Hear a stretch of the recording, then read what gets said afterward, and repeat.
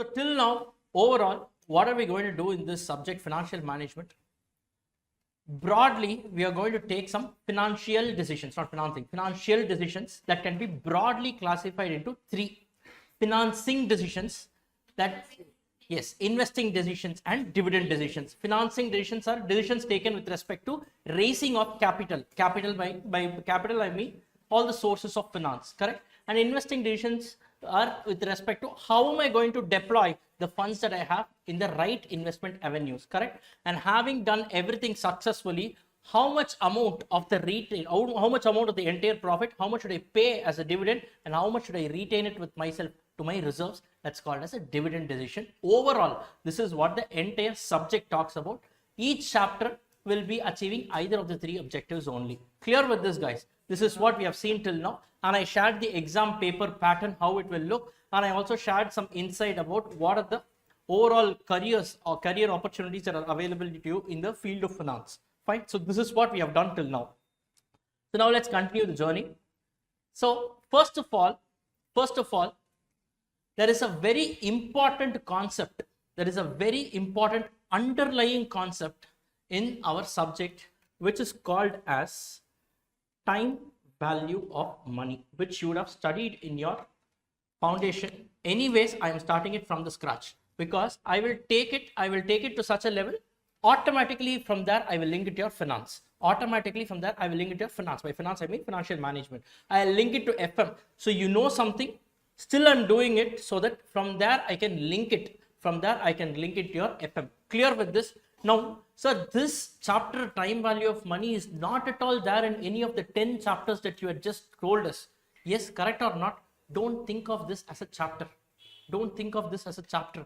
This is like the blood. This is like how blood is important to our human body. It's like throughout the presence, or maybe a better example is this is like oxygen. Oxygen cannot be seen, but its presence can be felt. Correct? Trust me, once we finish this chapter, more or less throughout in your financial management, every single day, you will be touching upon the concepts that I'm going to take today.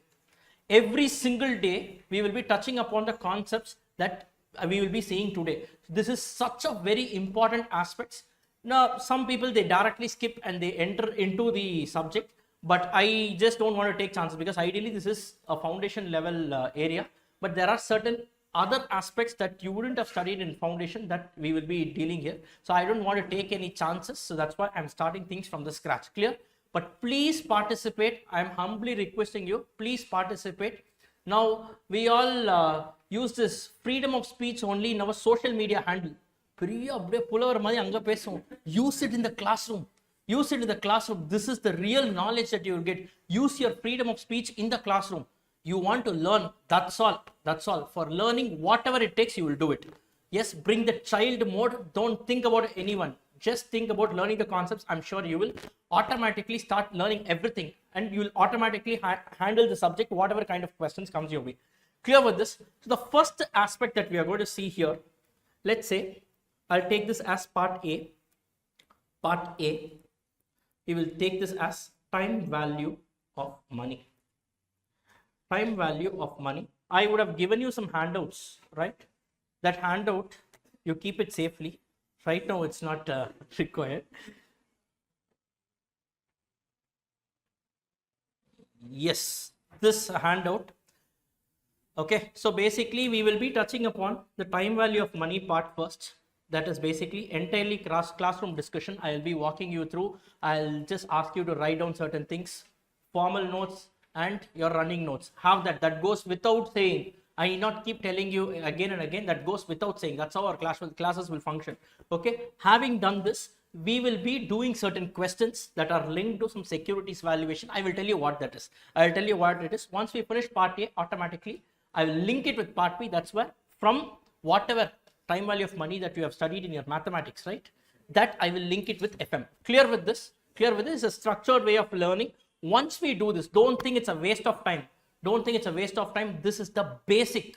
This is the basic from where the entire subject will be built. So I am introducing you to the subject in a very structured approach. Please follow the same so that you will also get a proper understanding of the subject. That's very important. So I could have easily gone in the study materials order, but I have sequenced it in such a way that it will not hinder with the logical understanding. So that is the reason why we are learning this concept called time value of money right now. A very, very important aspect which might not be asked separately, but this is imbibed in every single question that is there in financial management. Clear with this, guys? Clear with this? Such is the importance. Such is the importance. Now let's get started with this. Now let's get started with this part A, time value of money. Now first, introduction.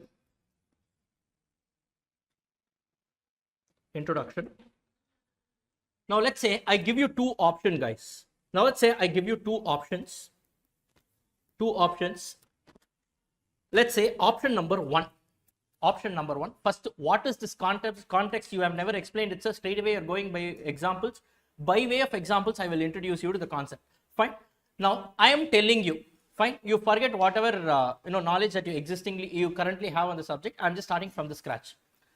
Now I am giving you two options. Option number one, I am asking you, I'm telling you, you take 100 rupees today. I'm telling you, take 100 rupees today.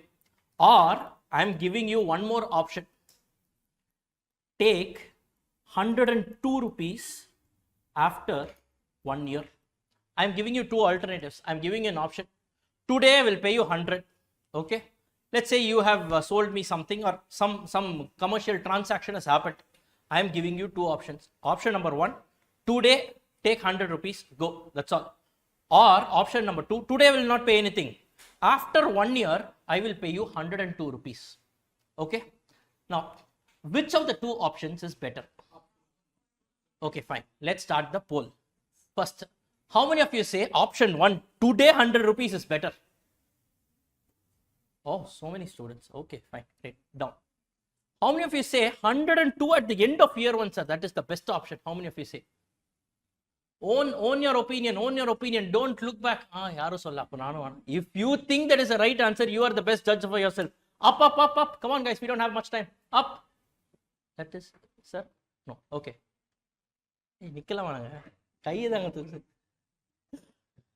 Say right. Okay, fine. Okay, fine. Right.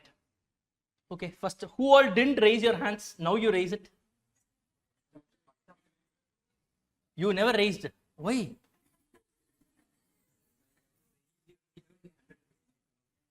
You need not know 100%. Just tell what you feel. No, what is the problem, guys? Once again, option one. Who all say option one is correct? Okay, fine. Option two. Now he is raised. Right, okay. Okay. Is there anyone who says neither of the options? Thank God. No one, huh? No one? Now, 1 second, guys. 1 second. I'll tell you, first of all, these two options are not at all comparable. So neither of the options are right. These two options are not at all comparable. Example, 2 monkeys plus 5 donkeys is equal to how much? 2 monkeys plus 5 donkeys is equal to what? 7 what? Aliens, huh? Another? Can you add or can you compare dissimilar items? No. Now the question is, sir, why are you saying that these two are dissimilar items? Correct? That arises or not, guys? Yes. Why are you saying these two are dissimilar items? This is also in rupees, this is also in rupees. No. I'll tell you one example. Especially in your houses, if you have grandparents, you tell them, I'm going for a movie. Yes, they will ask you how much you paid for the ticket. You say 200 rupees you paid. They will say, in our days, that's how they will start, no? In our days, we paid 1 rupee and we saw MGR movie or whatever. Yes, all those old times, during that point of time, whatever movie came, yes, they used to tell like that. Yes or no, guys? Now, if you take the same 1 rupee and if you go to the counter today, what will that guy tell you? Yes, nothing, literally, fine. Literally, that 1 rupee doesn't have a value today, correct? Now, is it fair on her part, your grandparents' part, to compare the 1 rupee that they paid 20, 30 years ago with the 1 rupee that you're going to pay today? Guys, yes or no? Yes or no? Absolutely not. Because over time, the value of money changes. Are you clear with this? And hence, the same amount of money and any cash flow that is occurring at different period intervals are not comparable as such. Are you clear with this? Are you clear with this? Why? That is because over time, money ideally loses its value. Sir, how are you saying loses, sir? Earlier, one ticket I paid 1 rupees, 1 rupee. Today, the same ticket I'm paying 200 rupees. So money value has appreciated. No, money value has not appreciated. Now, you get the same benefit. What is the benefit? That movie watching experience you get. Earlier, if you pay 1 rupee itself, you are able to get that experience. Correct? For you to get the same experience now, if I pay 1 rupee, say 1 rupee is not of any value. Pay 200 rupees, only then you will get the same benefit today. Correct? So can I say either the value of the product has increased or the value of money has decreased? In our case, value of product has increased. No, it is the same movie watching experience. So why is there a difference in the amount you pay? Because the value of money has decreased over time. Correct or not? Yes, guys, are you all understanding? Yes, now they say, take another example. Property rates. 20 years ago, 20, 30 years ago, you can buy one flat for 1 lakh rupees. Right? The same flat will now cost at least 50 to 60 lakhs. Correct or not? Why? Time value of money. Over time, the value of money changes. Can I directly say 1 lakh, I will pay now also 1 lakh? No. No. Correct or not? So, to put it short, the cash flow arising at multiple point of time, at multiple periods are not comparable as such. Yes. Correct or not, guys? Cash flows arising, please write down, arising at different periods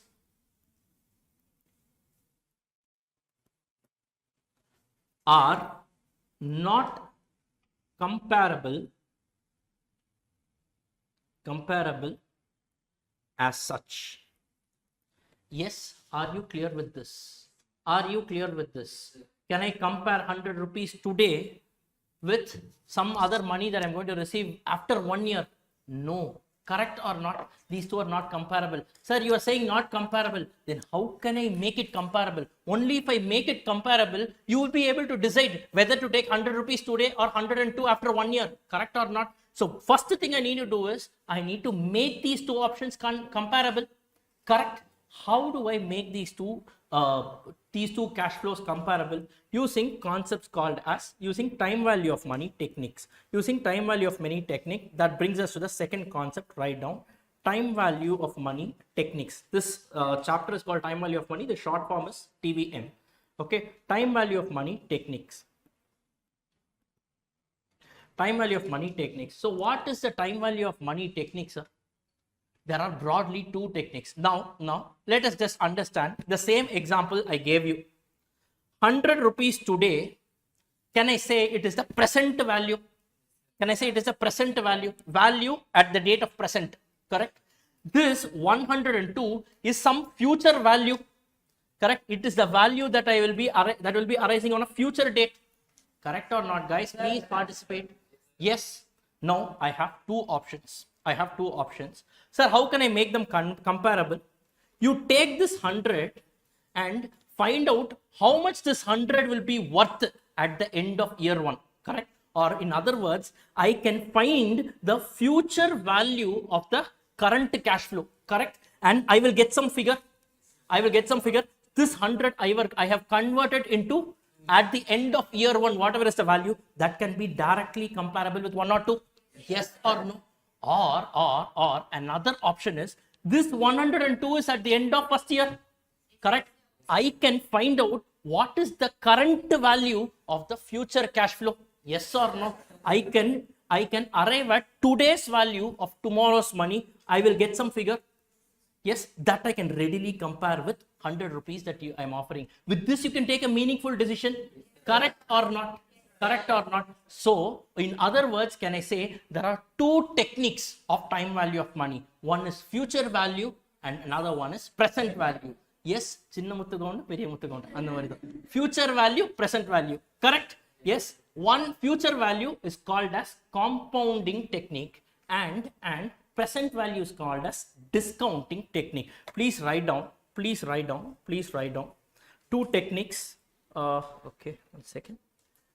Yes, two techniques. Pull an arrow here. Pull an arrow here. Write down future value and present value. Future value and present value. Future value is called as compounding technique and present value is called as discounting technique. I will tell you why it is called such in a short span from now. Please wait. Okay, so future value means what? I have today's cash flow. I will use some technique and convert it into tomorrow's value, that is future value. Correct? Or I have a future cash flow, with that I will do something to arrive at today's value of tomorrow's money. Are you clear with this? Are you clear with this? Why are we doing? Only then cash flows are comparable. Are you clear with this, guys? Are you all clear with this? Are you all clear with this? Now let us say I'm giving you an example. I'm giving an example. Let's say you have 100 rupees today. You have 100 rupees today. Let's say the interest rate is 10% per annum. That is, let's say a typical example. If you open an FD, you know, fixed deposit. Yes. Today you pay the bank 100 rupees. The bank is saying we will pay you 10% interest. That is the rate of interest. Okay. Fine. Now you tell me what will be the value at the end of year 1? What will be the value at the end of year 1? 100 plus whatever is the interest that you get. Can I say the value at the end of year 1 will be 110? Correct or not? Can I say this is the present value 100 and this is the future value 110? Correct? Or can I put it in a small formula? And say, please write down the third one. I will give you sufficient examples. Please don't worry about it. We have just started.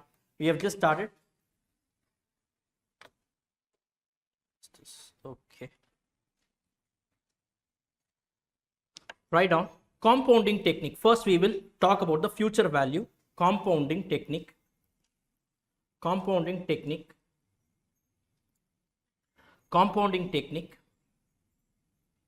So here the formula is, can I say future value is equal to present value into 1 plus r the whole power n. Please note it down. I will logically derive this. Now you have today's value. In our example, I know today I will be paying him 100 rupees. Correct, guys? Now he is saying 1 plus r means what? It is the interest rate. What is the interest rate? 10%. 10% can be written as 0.10. Can I say this is plus 0.10 to the power n? We are trying to find out the value at the end of year 1. Correct? So n will be 1. N is the period. Correct? Now just apply this formula and see how much it is coming. This is 100 into 1.10. How much is this? Rupees 110. Can I say this is the future value at the end of year 1? Correct? What is the future value at the end of year 2? Just apply the same formula. Present value is 100 into 1 plus 0.10 to the power 2 at the end of year 2. How much is it? It's going to be 121. Now, sir, you are giving me some formula. What is the logic for it? You guys would have already seen this formula in your foundation. Anyways, let me just give you the logic for this. This is not required for exam, but I'm just telling you, since it's a conceptual learning, you need to know why this formula. If you mug this up and go, then also you will be able to crack it. But just that I'm telling you the logic for this formula. Let's say, I'm just opening some column here.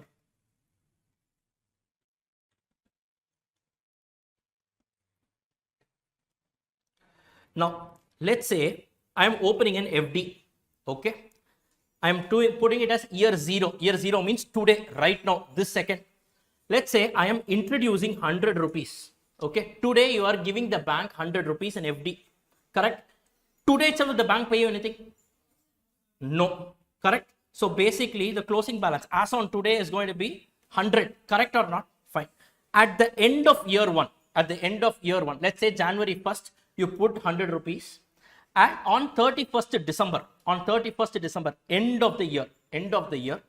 So what is the opening balance? Opening balance is the previous closing balance, 100 rupees, correct guys? Guys, everyone participate, correct? Now, what will be the interest? He will pay the interest in the opening balance, correct or not? Throughout the year, he has used your 100 rupees, correct? On that, he will pay 10%. How much is that? 10 rupees. So, closing balance is how much? 110, correct? Now, you are not withdrawing this. You are not asking him to pay out the interest to you. You are saying, please cumulate it. Please, you know cumulative FD? Yes. They will not pay you the interest. Keep on accumulating. At the end of 3 years, 5 years, whatever it is, whatever is the value that you pay me. Clear? Clear? Our entire concept of discounting and compounding arises only in case of reinvestment assumption. Reinvestment assumption means you will not withdraw the money then and there. Clear with this? This is the assumption we take. So for the year 2, can I say the opening balance is 110? Guys, correct? Yes, correct. Now, for the year 2, he will pay 10% on 110, correct? Because the entire 110 is available with him for the entire period of second year, correct or not? So how much will be the interest? 11. So what will be the closing balance? 111.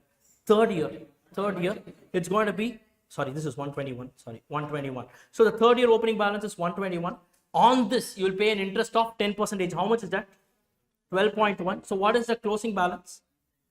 133.10, correct? Now, sir, why are you doing all this? I know. Wait, let me just come up with the formula and link it to you here. Now, this 110, can I say this is nothing but 100 plus, what is this? 0.1 into 100. Correct or not? That's how you got this figure. Or can I say this is nothing but take 100 common, 100 into 1 plus 0.1. Correct or not? To the power 1 is 1 and the same. Correct, guys? Are you understanding this? Yes. Now, at the end of year 2, you get this total closing balance of how much?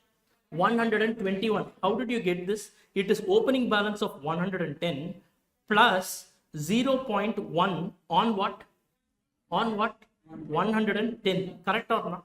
Take this 110 common. How much you get? 110 into 1 plus 0.10. Correct or not? Can I say 110 you got here? No, this is nothing but 100 into 1 plus 0.10. Can I substitute this 110 and write it as 100 into 1 plus 0.10? Yes or no? And then multiply this once again with 1 plus 0.10. Correct or not? Or this is nothing but 100 into 1 plus 0.10 square.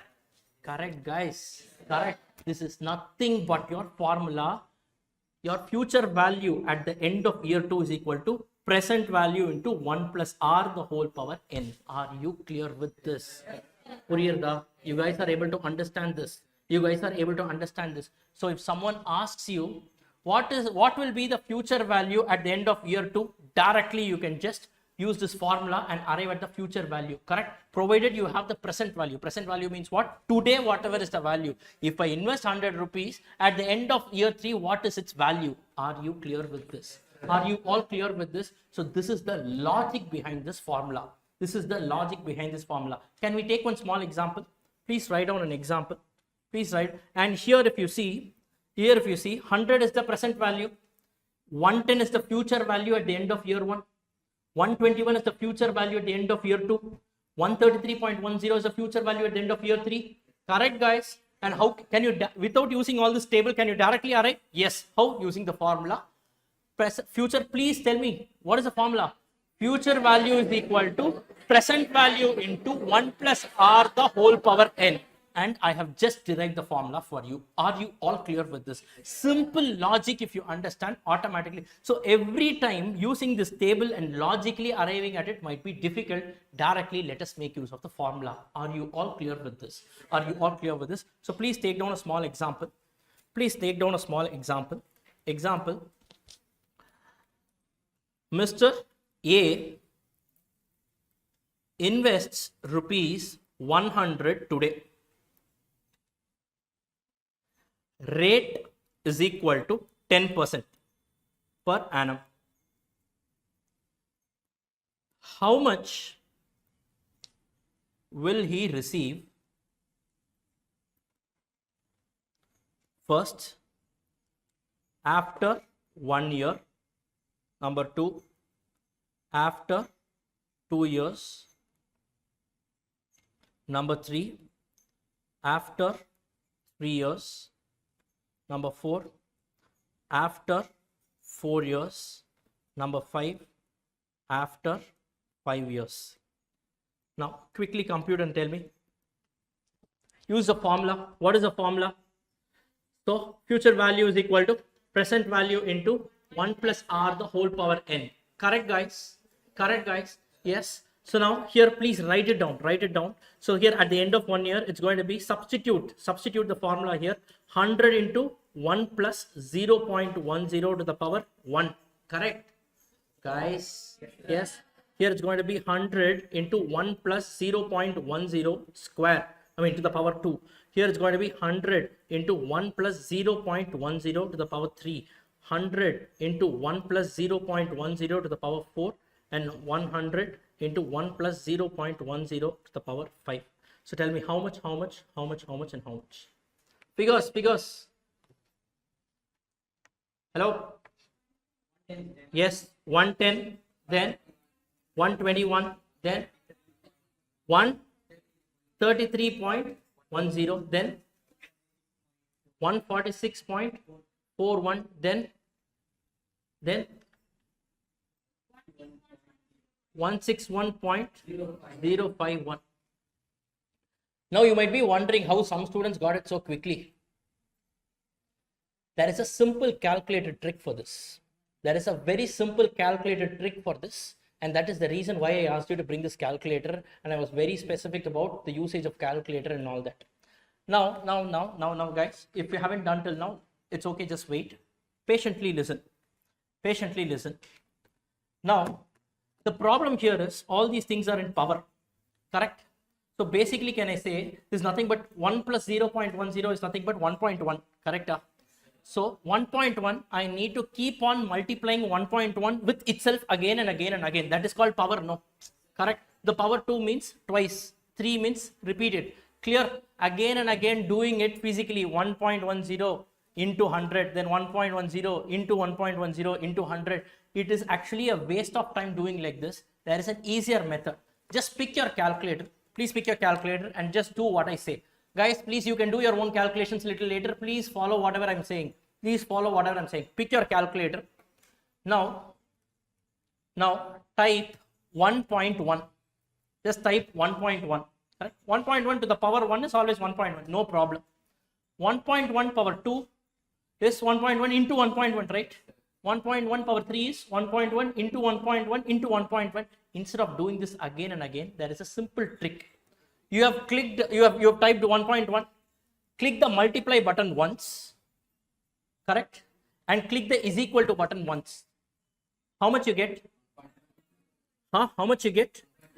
So this is equal to 1.21. That is 1.1 to the power 2 is nothing but 1.21. Wait, don't do anything in the calculator. Click is equal to one more time. Click is equal to one more time. How much is it? It gives you 1.331, which means you have once again multiplied the same number with 1.1. Clear? Click is equal to one more time. How much is it coming? 1.4641. Correct? Click it once again. How much does it come to? 1.61051, whatever it is. Fine. Are you clear with this? So when you want to multiply the same number again and again, what you do is type the number that you wish to multiply, yes, into once is equal to you will get the figure, again is equal to the next figure, again is equal to next figure. Are you clear with this? Simple guys. Are you all clear with this? Any doubts here? Anyone has any doubts? Does it not work in your calculator or something like that? Because some brands will have some issues. What happened? Which brand? Yes, it's okay. Tell me, no, which brand? Casio only. Hey, you cannot have that calculator. Exam, it's prohibited. Such a scientific calculator. You cannot have that. In fact, in scientific calculator, it's much more easier. Adiliye to the power la irukum. Power order click panale porum. It's not allowed in the exam. Please don't use that calculator. Don't bring it for tomorrow's class or next class. Please don't bring it. இதெல்லாம் allowed தான் நினைக்கிறேன். This is not scientific calculator. Okay, guys, anyone has any doubts? Please, let's not waste further time here. Let's not waste further time. Does anyone have any doubts? If you want to power a number, again, what some students do is they will type 1.1 into is equal to into is equal to into is equal to 14.8. Don't multiply the enter that multiply button again and again. Multiply button should be typed only once. Is equal to button alone, you need to keep clicking it based on the number of periods for which you want to do it. Are you clear with this? Are you clear? So 1.1 if you do, click into, and if you click is equal to, you will get the second year's factor, correct? Click again third year's factor, click again fourth year's factor. Are you clear with this? Are you clear with this? Is everyone clear with this? Did anyone teach you in foundation level? This was taught. This was already taught. Perfect.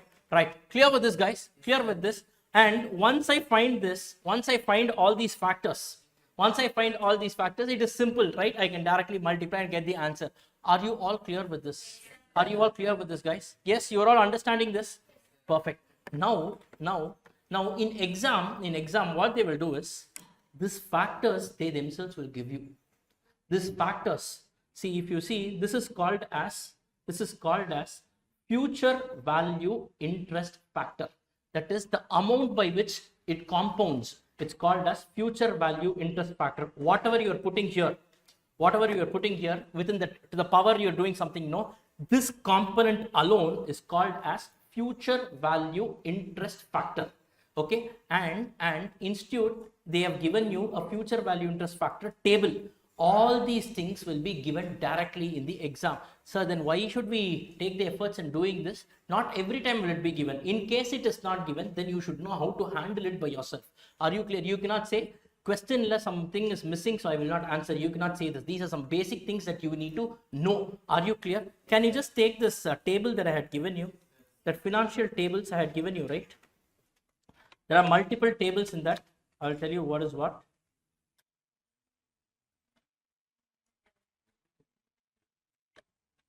Okay, fine. Just go to this.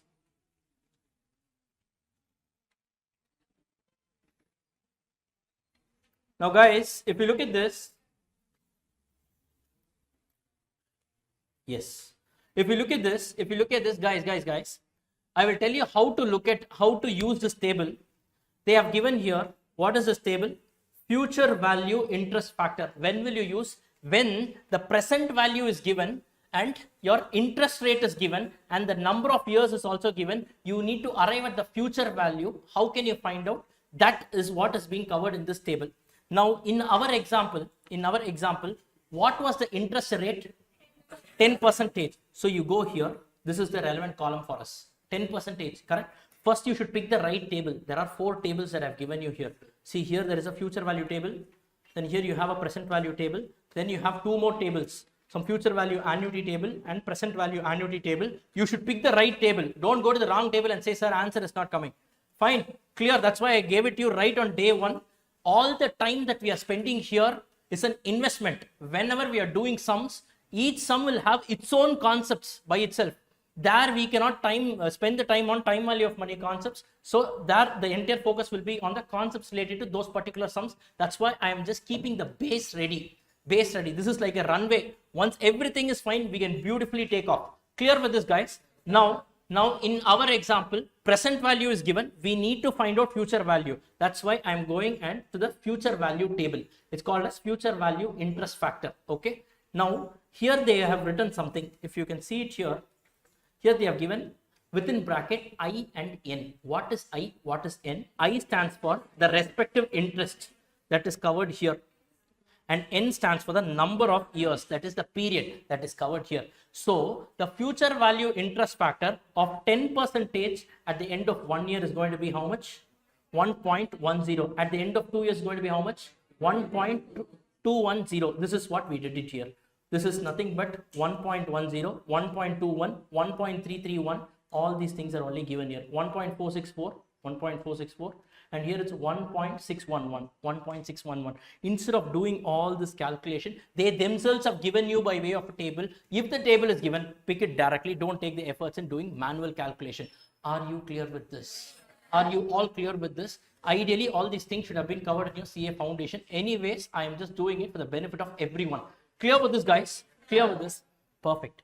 Now, when present value is given, when your when your present value is given, present value into 1 plus r the whole power n gives you what? Future value, correct? Now, when future value is given, can you find out the present value? Yes. So we know that if you see, future value is equal to present value into 1 plus r the whole power n. Correct?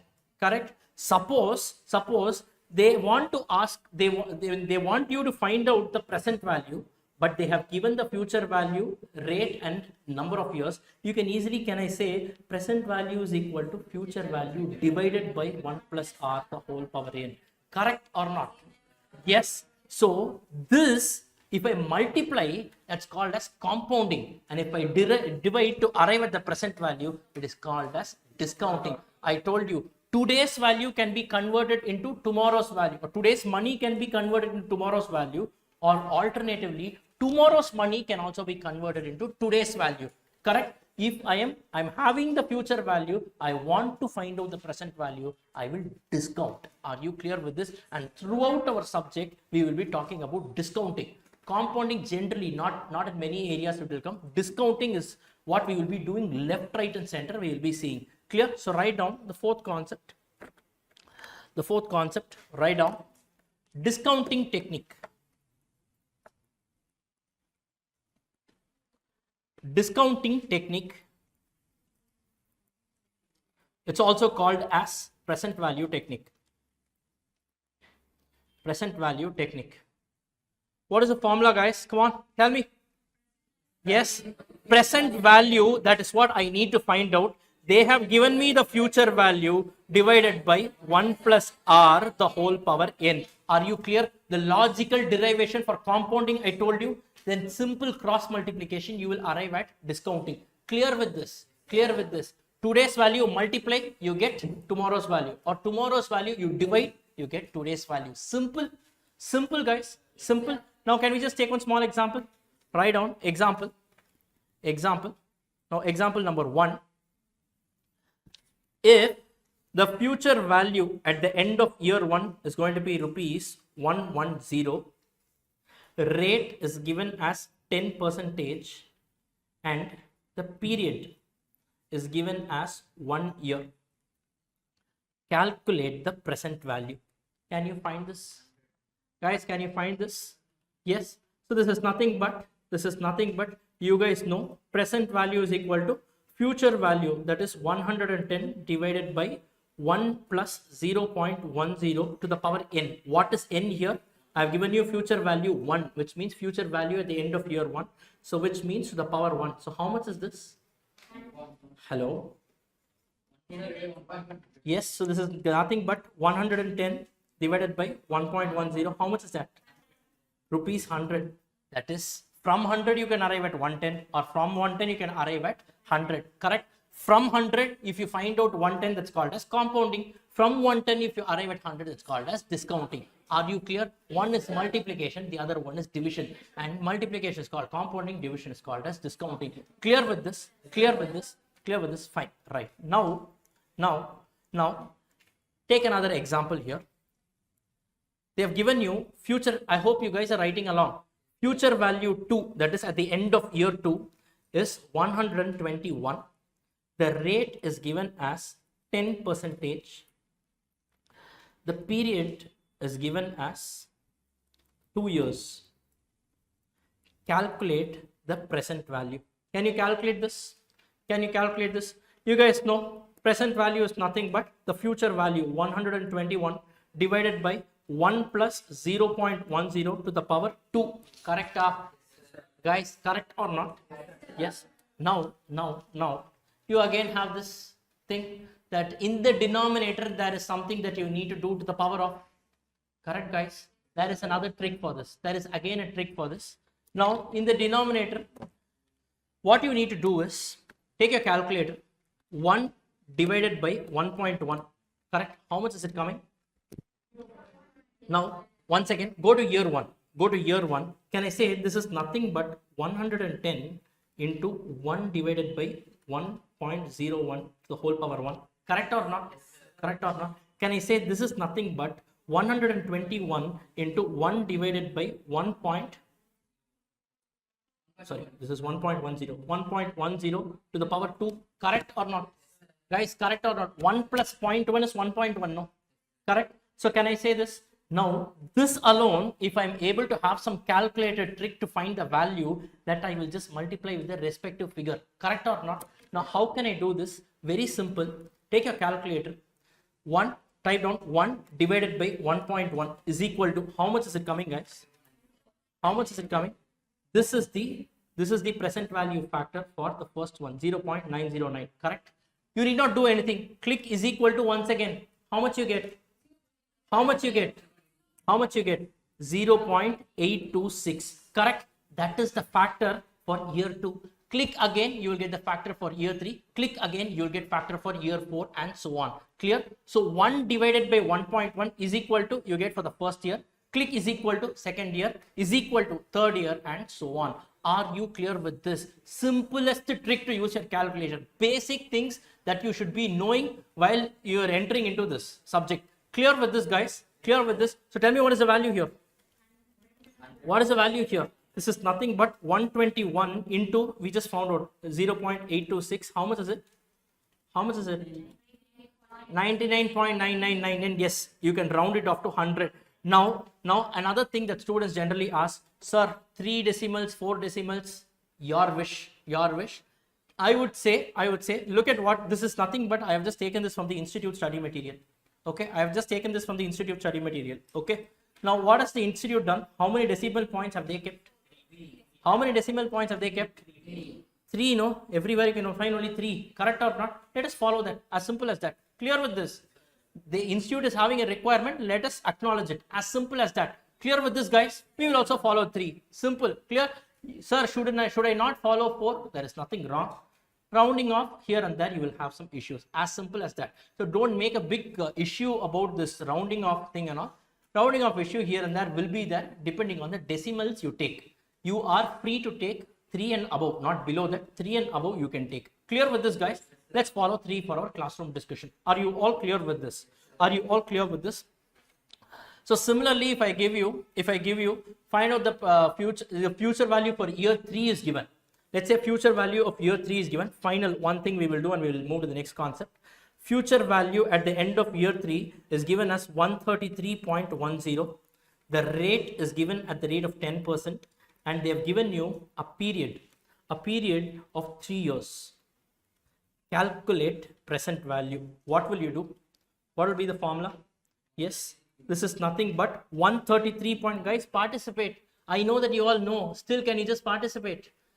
Guys, yes, divided by 1 plus 0.10 to the whole power 3, or I can just say this is 133.10 into 1 divided by 1.10 to the whole power 3. This part, take the calculator, do this. 1 divided by 1.1 is equal to how much you get? How much you get? 0.751, correct? 0.751. So this is nothing but 133.10 into 0.751. How much is this? Approximately this will come to 100. Correct or not? Guys, are you all clear with this? So compounding and discounting, are you all able to understand? With this, you can move between present value and future value. How can you make the present value and future value comparable? Using time value of techniques. From present value, if you want to go to the future value, it's called as compounding. From future value, if you want to arrive at the present value, it's called as discounting. As simple as that. Now you can compare things. You can bring everything into today's value. Then it makes sense for you in taking your decisions. Correct? Correct? Now you will be able to understand. Have you seen the concept of time value of money in costing? Have you seen it in costing? No, why? Because that the decisions you take are generally for less than a year, and within when it is less than a year, time value will not change. Are you clear? Whereas in finance, financial management, we are talking about long-term decisions to make the cash flows comparable. I use a concept called as time value of money. Are you all able to relate it now? Are you all able to relate it now, guys? Are you all able to understand? This is the basic, this is the very basic understanding that you have. And of course, you had a future value table. Similarly, you will also have a present value table. Now, in this example, you tell me what is a present value. Here you have for year 1, 0.826. Sorry, this is year 2. Year 1, it is 0.909. Year 2, 0.826. Year 3, it is 0.751. Go to this table that I have given you. In that, you go to the second table. So, the first 2 pages are continuation. Go to the second table. What have they given? Present value interest factor of 1 rupee at I percentage for n years. So here our percentage is what? What is the rate that we have taken? 10%. At the end of year 1, what is the discount factor? 0.909. Year 2, 0.826. Year 3, 0.751. Correct or not? That is exactly what we did using these formula method. Are you all clear? So if the institute in the question, if they give you the table, just pick it up and do it. Just pick it up and do it. So here what I will do is, if in the institute, if in the exam, they have given you the interest factors, what you can do is very simple. Present value is equal to future value into present value interest factor at the rate of I percentage for n years. Clear? This is nothing but 1 divided by 1 plus r the whole power n. Correct? That is why I am directly multiplying this. It has factored the denominator also. That's why I am directly multiplying it with it. Are you all clear with this? That's why if you see in your present value table, everything will be less than 1.0. See, it will be less than 1 everywhere. Whereas in future value table, everything will be more than 1. Everything will be more than 1 because you are multiplying it. Here you are dividing. Correct? When you are dividing, obviously it will be less than 1. No? Correct or not? Yes. That is the reason why present value tables. This is another way of knowing whether you are looking at the right table or not.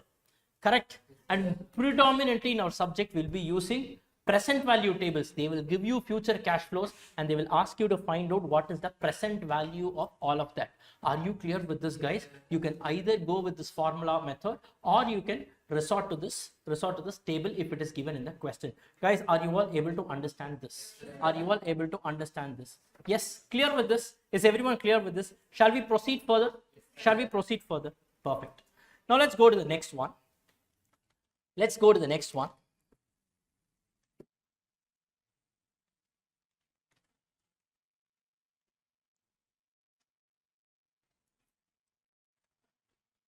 Concept number 5. Present value of multiple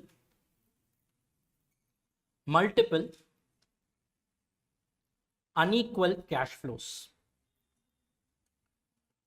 Present value of multiple unequal cash flows. Multiple unequal cash flows. What is this? What is this? Take down an example and I will explain. Year end and future value. This is all is given in the question. They are saying 1, 2, 3, 4 and 5.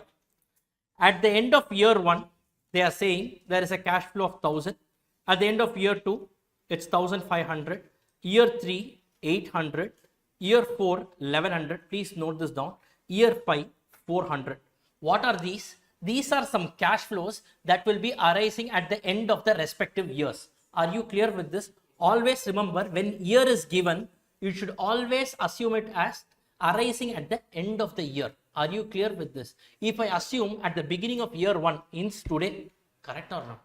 Correct or not? So if this word end is not given, simply they have given year and future values. In this case, what will you assume? You will assume that these cash flows are arising at the end of the respective years. Are you clear with this? That is one underlying assumption. Now, this assumption can also be broken. How? We will see that later. In a short span from now, we will say it. But if nothing is given, what will you assume? You will assume that these cash flows are arising at the end of the year. Clear with this? Now, they have given you The rate is equal to 10%. Calculate the present value. This is the question. Calculate the present value. So what have they given in the question? They have given you the cash flows arising at the end of 5 different years. Yes, guys, correct? Or can I call this as future values? Correct? Correct? What are they asking you? What is the value of all these cash flows that you will be receiving? What is the today's value of all that? What is the today's value of tomorrow's money? That is what they are asking you. Correct? Correct, guys? Correct, guys? Now, what is it? 1000 plus 1500 plus 800 plus 1100 plus 400. Yes? Yes? Yes? Can you add monkeys and donkeys? Can you add monkeys and donkeys? This is arising at the end of year 1. This is arising at the end of year 2. Are they comparable? No. What will you do? Convert this into present value. Convert this into present value. This into present value. This into present value. This into present value. Sum total of all that will give you the total present value of all the cash flows. Only then it is addable. Correct or not? Correct or not? Can I add these cash flows as such? No. You cannot touch them. Why? Because they are arising at different points of time. Correct? And when cash flows arise at different points of time, I told you 100 rupees today, option 1, option 2, 1 or 2 tomorrow, not comparable. Convert it and then add. Convert and then add, or do take whatever decision you want. Subtract, add, whatever you want, you do. But bring everything into a common comparable term, and then you do your operation, addition, deletion, whatever it is. Clear? So I can't compare these cash flows as such. I will convert everything into the present value, and then I will add it. Clear with this, guys? Now take down the solution. Take down the solution. Can I say simply present value is equal to, now 1000 rupees is there. When is it arising? At the end of year 1. So what is the present value of 1000 today? Formula. Just tell me. Can I say this is 1000 divided by 1 plus 0.10 to the power 1? Correct? Correct. Now I will add 1500 divided by, come on, tell me. 1 plus 0.10 square. Why?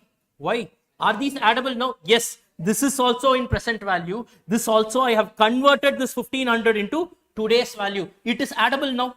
It is addable now. If I convert everything into present value, these terms are addable. I can't add 1000 and 1500 as such. But if I convert everything into today's value, I can add it. Correct or not? Yes. Are you all understanding this? Are you all understanding this? So, 1 second. Okay. Then come on. 800 divided by, everyone answer. Guys, everyone answer. 1 plus 0.10 to the power 3. Correct. Then plus 1100. 1100 plus 1 plus 0.10 to the power 4 plus 400 divided by 1 plus 0.10 to the power 5. Are you clear with this? This is called as a cash flow equation. This is called as a cash flow equation. Only if you convert everything in today's value, it is addable. It is addable. Clear with this? Are you all understanding this? Are you all understanding this? These cash flows are not addable as such. Do some operation and convert everything into today's value. That operation is called discounting.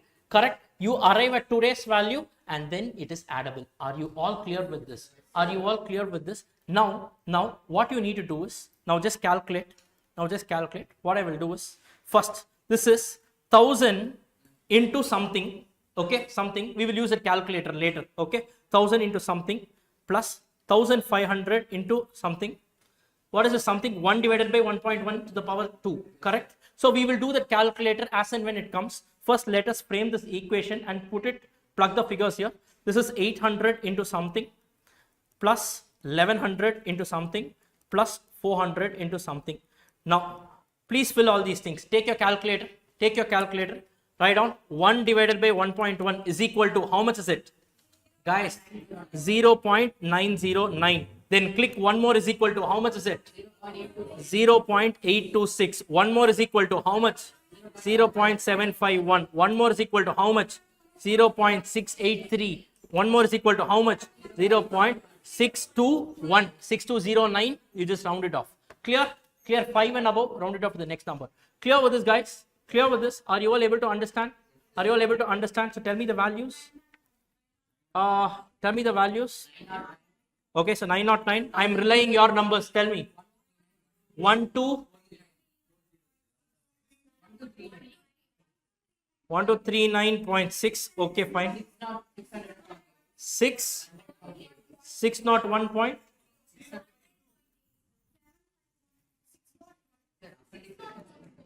Appendix எடுக்க சொன்னேனா இல்ல but appendix இது தானே வரும் இதே தானே பா வருது.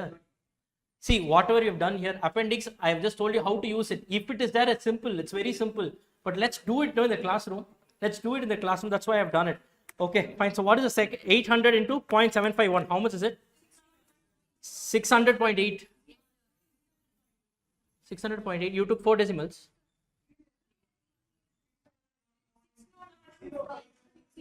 601.05. Okay, fine. Then 7 1.3.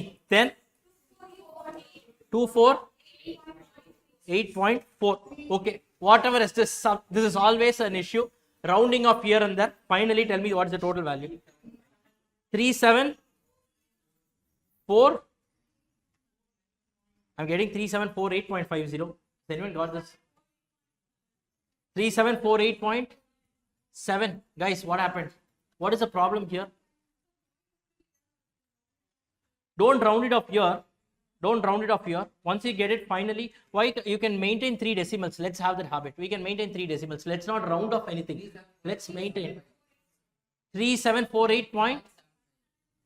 You're getting 3748.75 something. More or less, it is one and the same. Always, this is a problem. Some people take 3 decimals, some people take 4 decimals. Accordingly, 1 or 2 rupees might change. Maximum, that's all. But are you getting the concept? Guys, are you all getting the concept? In exam, if the table is not given, please do it like this. This is your conceptual understanding. Clear? This is where the execution part, the tricks and all these things, this is where comes into picture. Clear? If you write this, it clearly shows your understanding of the subject. What is the understanding? The cash flows cannot be comparable as such, since it is occurring at different points of time.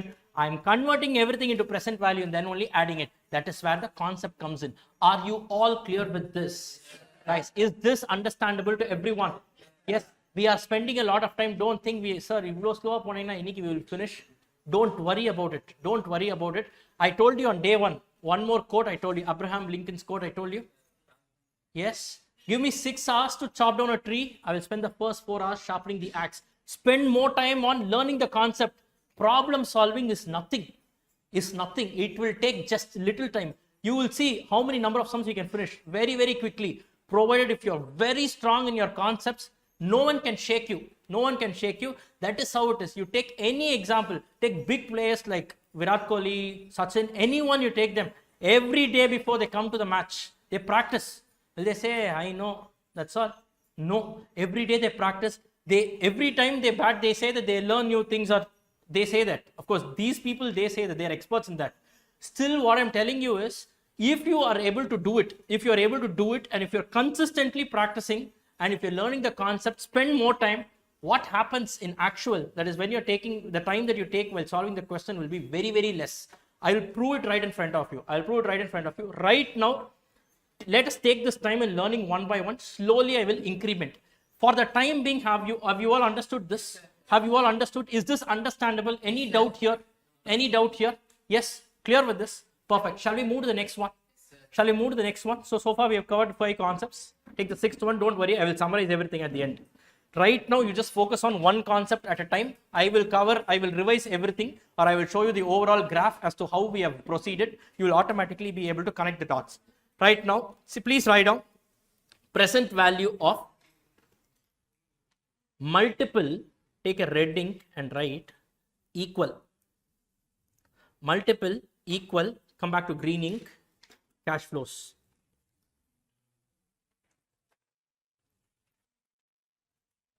Multiple equal cash flows. What happened? Everything is fine? Okay. Shall we proceed? Guys, shall we proceed? Yes. Now, The same, let me take one more example. Year and this is what? Future value. Year, future value. 1, 2, 3, 4 and 5. Future values 100 throughout. 100, 100, 100, 100 and 100. Rate is given as 10%. Calculate present value. Can you do this? Guys, can you do this? Any difficulties? What is the difference between the previous example and this example? Here the cash flows were different, erratic, 1000, 1100, anything. Here I am saying I will receive the same fixed amount at the end of every year. Sir, what is the new thing that we are going to learn here? We will see. We will see. I'll let you know. Yes, are you all able to understand? Simple. First, can I add all these 5 together? 100, 100, 100 I can add. 100 at the end of year 1 is equal to 100 at the end of year 2. Definitely not. Can I add? No, here also I need to discount it. Concept is one and the same. So write down solution. Guys, write down present value is equal to, frame the equation, cash flow equation. Please tell me what is the equation. Guys, everyone participate. I told you, learn like a child. Yes, 100 divided by 1 plus 0.10 to the power 1 plus 100 divided by 1 plus 0.10. Please write down. Don't think that I know all this. Please write it. Please write it. Yes, then 100 divided by 1 plus 0.10 to the power 3 plus 100 divided by 1 plus 0.10 to the power 4. Then 100 divided by 1 plus 0.10 to the power 5. Clear? Clear, guys? Clear, guys? So in the previous sum only we just found out this is nothing but 100 into something plus again 100 into something else plus 100 into something. Like that you need to do 5 times. Correct? Plus 100 into something. So tell me what are the present value interest factor? 1 divided by 1.1 is equal to how much? 0.909. Again click is equal to how much? 0.826. Once again click is equal to how much? 0.751. Am I going fast? Sure? Yes, these are all some already basic concepts, so I'm just trying to be a little quick. Should I slow down the pace? No, sir. Can I continue? Okay, fine. Then fourth year, once again is equal to 0.683, then 0.621. Clear? Guys, clear? Clear. Now, one second. Now, one uniqueness about this question is, I have 100 common. Correct? I have 100 in common. Correct? Correct. I know for the next 5 years, every year I'm going to receive 100 rupees. Receive or pay, whatever it is. Cash flow can be inflow or outflow. 100 rupees, assume I'm going to receive. Correct? So can I take out 100 in common? If I take out 100 in common, this will be like 100 into 0.909 plus 0.826 plus 0.751 plus 0.683 plus 0.621. Correct? Simple mathematics. Simple mathematics. I have not even entered into FM. I am just still in mathematics. Simple mathematics. Take 100 common. You can write these things. Add it up. Yes or no? So add up and tell me 0.909 plus 0.826. How much? 100 into how much is it? What? It's going to be 3.791. You just add it up. You just add it up. It's going to be 3. What is 3.791? It is sum total of all the discount factors for the respective year. Sir, how can these be added? Because they are multiplied with the same amount of cash flow I'm taking in common. Correct or not? Correct. Are you all understanding this? How much is the value? How much is the present value today? Yes, how much is it? 379.10. Sorry, this is just 379. Okay, so it is 379.0. Oh, it's only 379. Okay, fine, it's only 379. Decimals, fine, forget it. Are you clear with this? Are you clear with this? Now, guys, please listen. You want me to explain anything? Don't hesitate. If you don't know something, please ask me. You stuck somewhere? Sure? You stuck somewhere? Guys, please feel free to ask me. That is one basic thing. I am here for your purpose. And if I'm not able to fulfill that, then it's of no use. If you don't understand something, please ask me then and there. You're finding some difficulty? Tell me, what is it? First time explain. Last add pandring. Okay, fine. This cash flow equation, are you able to understand? This cash flow equation you are able to understand. I am saying 100 rupees received at the end of multiple years are not addable as such. 100 rupees received at multiple different point of time is not addable as such. Yeah, because this is 100 rupees received at the end of year 1 and this is 100 rupees received at the end of year 2. Can I add this directly? No, I need to convert everything into present value. That's what I did using this equation. Correct? Present value equation, I just did it. Now this is nothing but 100 into 1 divided by 1.1 to the power 1, 100 into 1 divided by 1.1 to the power 2, 100 into 1 divided by 1.1 to the power 3 and so on.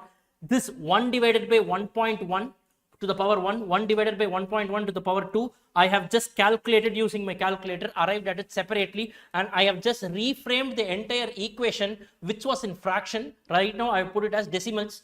And right now I can see that 100 is a common multiple here. I took 100 outside and automatically I am just adding all other present value factors. Guys, any issue here? Any issue here? Are you able to understand? Further, if you're not able to understand, after the class you can ask me. Clear? Okay, fine. Guys, you're all able to understand this? Yes, really? Yes. Now, why am I able to add all these things? Because it is getting multiplied with the same number, correct?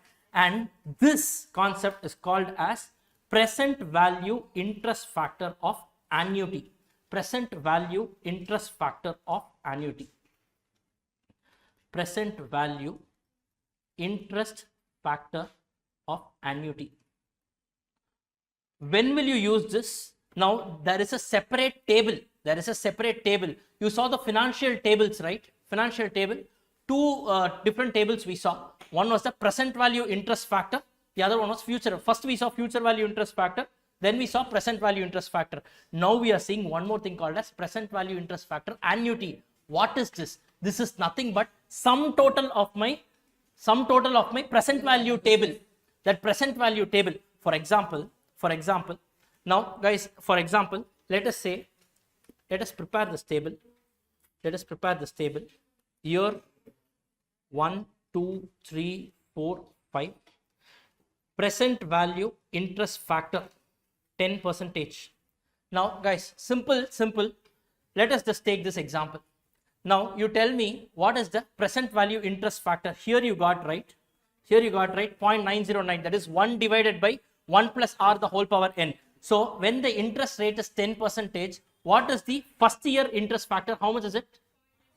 0.909. What is it for second year? Not annuity, just simply for second year. How much is it? 0.826. Third year, 0.751. For fourth year, 0.683. For the fourth year, 0.621. Correct? Now, when the cash flows is equal, I can take that cash flow outside and I can accumulate only this interest factor. Correct? That is called as annuity table. So present value interest factor of annuity for 10%, can I say for year 1 it is going to be 0.909. For year 2 it will be 0.909 plus 0.826. How much is it? Add it up. 1.735. For year 3 it is going to be how much? 0.909 plus 0.826 plus 0.751. How much? 2.486. For year 3 it's going to be, add this also. For year 4, 3.169. For year 5, 3.79 and something. Yes, are you clear? Right now we did it for 6 years. We did it for 5 years. So this is what we have got here. Did you see how we have got this? We have just added the present value interest factor for the 5 years put together. Are you clear with this? This is present in a table called as present value interest factor of annuity table. Now let me just show this to you. Open that table, financial table that I've given you. There you can see present value interest factor A7. Okay. Look at this. Present value interest factor of annuity of 1 rupee. That is, every rupee becomes how much? If you look at this, it is 0.909, 1.736. This is nothing but interest factor of year 1 plus year 2. This is nothing but interest factor of year 1 plus year 2 plus year 3. This is nothing but year 1 plus 2 plus 3 plus 4. This is nothing but 1 plus 2 plus 3 plus 4 plus 5. Are you clear with this? This is the same figure that we got here. This is the same figure that we got here. This is the same figure that we got here. This can also be referred to directly from the table. And when will you refer the annuity table? When you have equal cash flows arising in your futures. Are you clear with this? Are you clear with this? Nothing. Simple. The present value, if you just aggregate it, if you aggregate the present value table, you get your present value annuity table. Are you clear with this? And this can be used only if the cash flows are same. Only if the cash flows are equal. Are you all able to understand this? Guys, are you all able to understand this? Yes. Is everyone able to follow? Is everyone able to follow this? Clear? Shall we proceed to the next one? Shall we proceed to the next one, guys? Yes? Okay, fine. Now,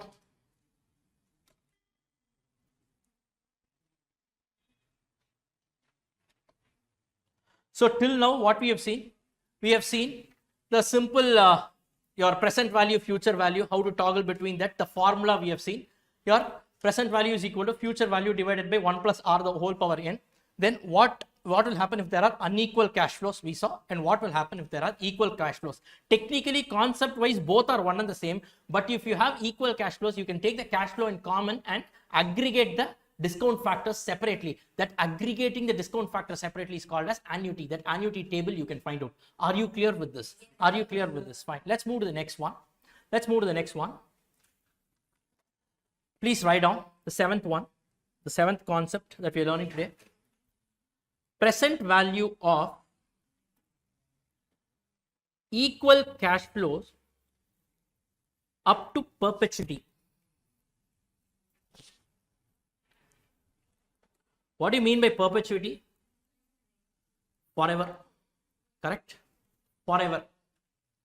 Yes? Guys, here? Now, let's say, I want to invest in a company. That is, I want to buy shares of a company. Correct? When I'm buying shares of a company, now, why am I investing in this company? I know that this company is going to perform well. Correct or not? Now, companies go on what assumption? Going concern assumption. Correct or not? They will be forever. Correct? That is the assumption. At the time of starting the company itself, will they think about winding it up? Will they know that, okay, exactly for 5 years only this company will be open? Is there anything like that sort? No. So in a real life situation, you know that if I invest some money in a company, for lifetime I will be receiving some dividends. Correct? I will be receiving some dividends. Now, let's say every year I receive some money. Let's say 5 rupees every year I receive. Till how many years? I don't know. Correct? Till now we knew the number of years. 5 years, every year you could discount easily. But if it is going to be forever, can you also keep extending that equation, cash flow equation? It only keeps going. There is no tangible end to it. Correct or not? Correct or not? In this case, what do you do? So let's take an example. Let's say year and cash flows are given. Cash flows or future value. You can take anything. 1, 2. At the end of year 1, let's say the cash flow is 100. Year 2, let's say the cash flow is 100. Year 3, cash flow is 100.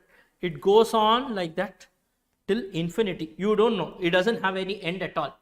Clear? It goes on. So basically, the scenario that I've taken is, I will be receiving 100 rupees at the end of every year. For how many years? I don't know.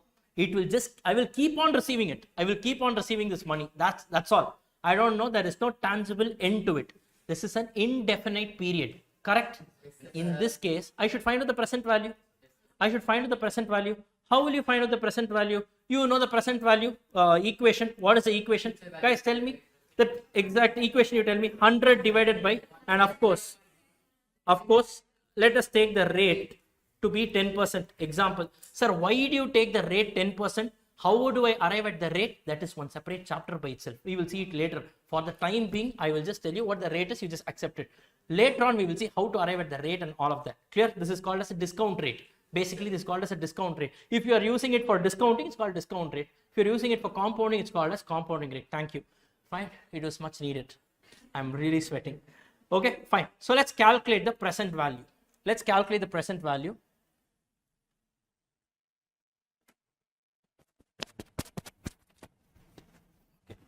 Right. Now you tell me, ideally, how will your cash flow equation look like? 100 divided by, come on, 1 plus 0.10 to the power 1 plus 100 divided by 1 plus 0.10 to the power 2. It goes on. Is there an end to it? Is there an end to it? Can you actually keep doing it like this? There should be some tangible end. Correct or not? Can this be added?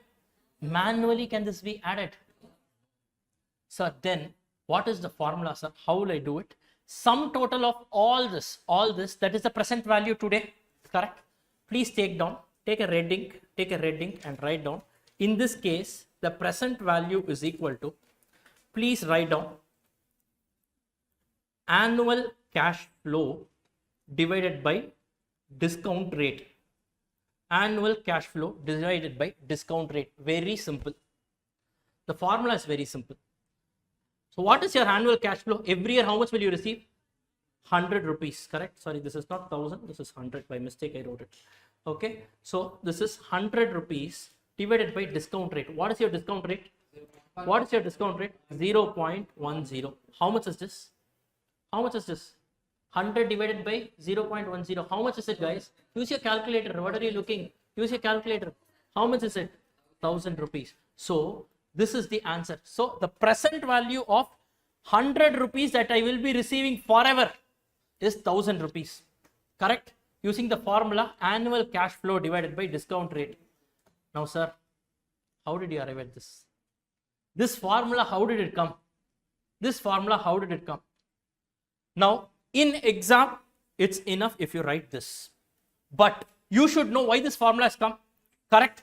I will just take little more time. I will do it on a blue ink because it's not required from an exam point of view. Now, I will do it. I will tell you why they have arrived at this formula. For this, I need your cooperation.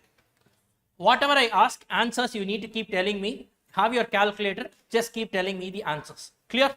Clear with this? Yes. First of all, what is the scenario that we have taken? I am receiving equal cash flows till perpetuity. I need to find the sum of equal cash flows that is being received till perpetuity. The present value of that we need to find out. Correct? Yes. Yes, that is the issue. And I told you the sum total of all the cash flows that you will be receiving in the future, the formula is annual cash flow divided by discount rate. The question is how, sir? Yes, that is what we are discussing right now. Is it required from an exam perspective? No. But conceptually, only if you know, only then you will be able to relate as to why we are doing this. I can tell you some 100 formulas and ask you to mug up and go.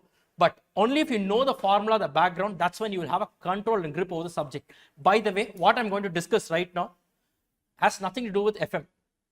It is your mathematics. All these things are simple mathematics. We have not even entered into FM. These are some mathematics. So I will tell you certain things that you can relate. With that, we will understand the reason for this. Shall we, guys? Shall we? Fine. First. Now, do you guys know GP? Not GP Muthu. GP. Yes. Geometric progression. Gross profit. Wow. Okay, right. GP is gross profit.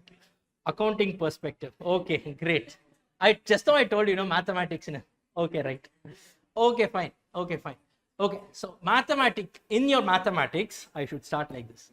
GP you have read? Yes, sir. Yes. What does it stand for? Geometric progression. Example for GP, can I say 2, 4, 8, 16, 32, so on. First, when will I call a series as geometric progression? When there is a common ratio. You take any two adjacent numbers and divide it. Here, if I do 4 by 2, how much I get?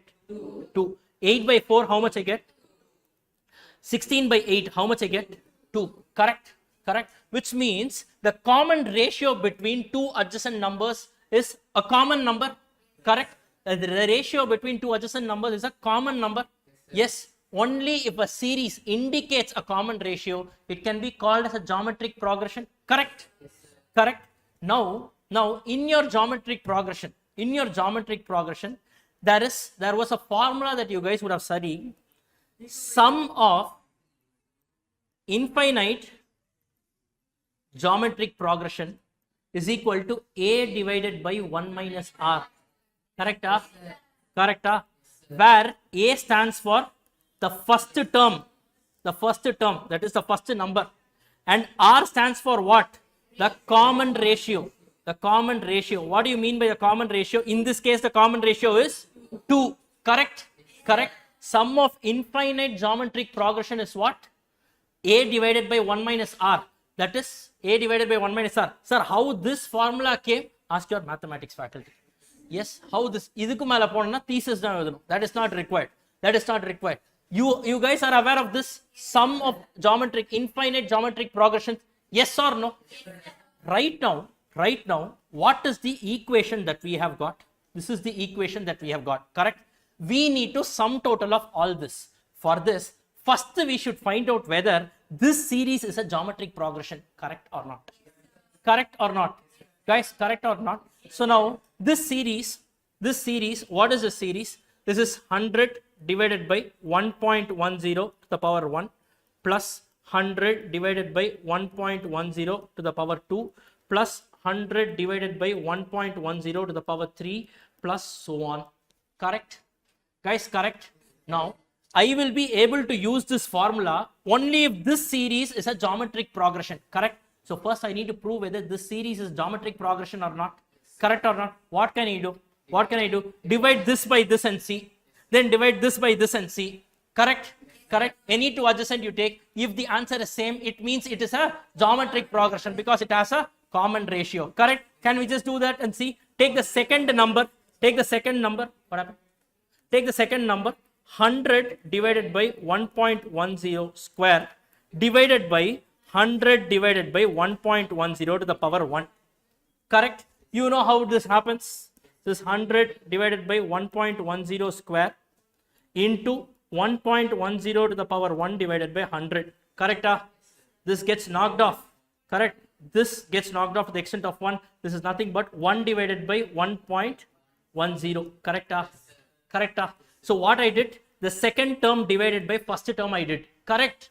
Now what I am going to do, the third term divided by second term. If that also indicates 1 divided by 1.1, I can say that this is a geometric progression. Are you all able to follow? This is foundation mathematics.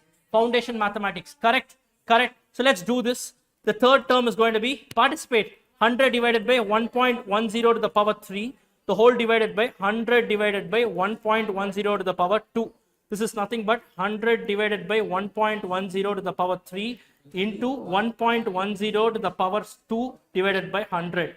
This gets knocked off twice. This becomes 1. This is also 1 divided by 1.10. So now do you agree that this is a geometric progression? Yes, guys. And sum of infinite series in an infinite geometric progression is A divided by 1 minus R. Correct? A divided by 1 minus R. Where R is what? The common ratio. Shall we substitute? What is the first number? What is the first term we have? 100 divided by 1.10 to the power 1. Correct? Divided by 1 minus, what is the common ratio? Just now we found out. 1 divided by 1.1. Correct or not? Divided by 1 divided by 1.10. Correct? Now what will you do here? 100 divided by 1.10 to the power 1 is same. Minus, so you take an LCM here. This is nothing but 1.10 minus 1 divided by 1.10.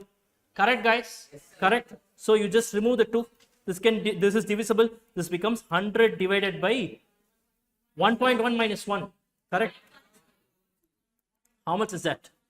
100 divided by 0.10. This is nothing but annual cash flow divided by discount rate. Correct or not? Guys, correct or not? Guys are getting this. This is nothing but your annual cash flow divided by your discount rate. Are you all able to follow this? Don't worry. You want me to share this with you? This whatever I have scribbled? Yes. So this I will convert it into a PDF and put it on the group. You guys can have access to it. But just because I'm doing this, please don't take running notes. My running notes might not be, as comprehensive as you take. So please have the habit of taking running notes. Keep this as an external reference. In case you feel you have missed out something, you look at this, you will understand. Clear?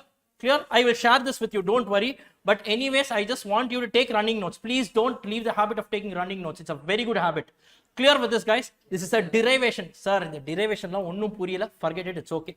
Take it as annual cash flow divided by discount rate. Clear? Fine. But it is my duty to explain why things have come here. That is the reason I'm giving you. Don't accept something just because it is given. Clear with this, guys? Are you all able to understand? Is anyone having any doubts? Is anyone having any doubts? Sure. Shall we proceed forward? So tell me one last time. What is the present value of equal cash flows up to perpetuity? What is it? Annual cash flow divided by 1 minus Sarah. Divided by discount rate. Annual cash flow divided by discount rate. Logic, geometric progression, sum of infinite series. I have derived it and shown it to you. Clear with this, guys? Clear with this? Clear? Now let's move to the next one. Let's move to the next one.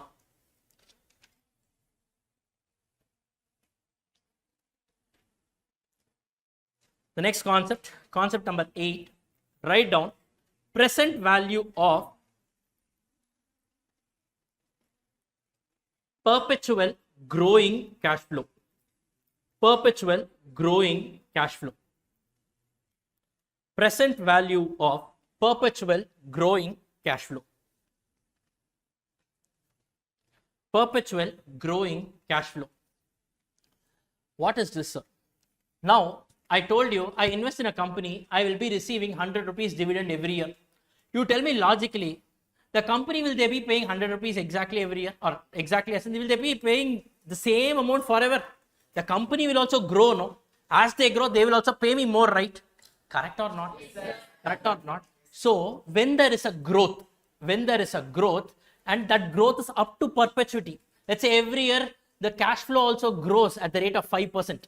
Okay, it grows up to perpetuity. In this case, how do I add the sum? How do I add all the cash flows? That is the example. I'll give you an example. Please write down. Please write down. Write down. Mr. A. Yes. I'll just tell you that. Let's finish this and then I'll come to that. Okay. Please write down. Mr. A wants to receive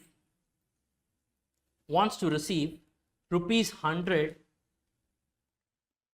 at the end of year 1. After that,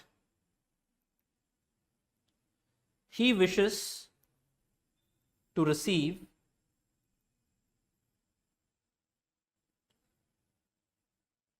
a cash flow that grows by 5% every year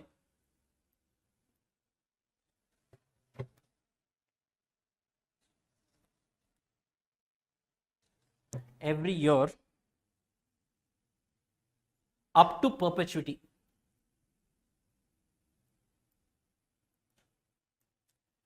Rate is equal to 10%. Calculate the present value. This is the question. Now, what are they saying? Basically, to put it in rough, can I say 1, 2, 3, 4, so on.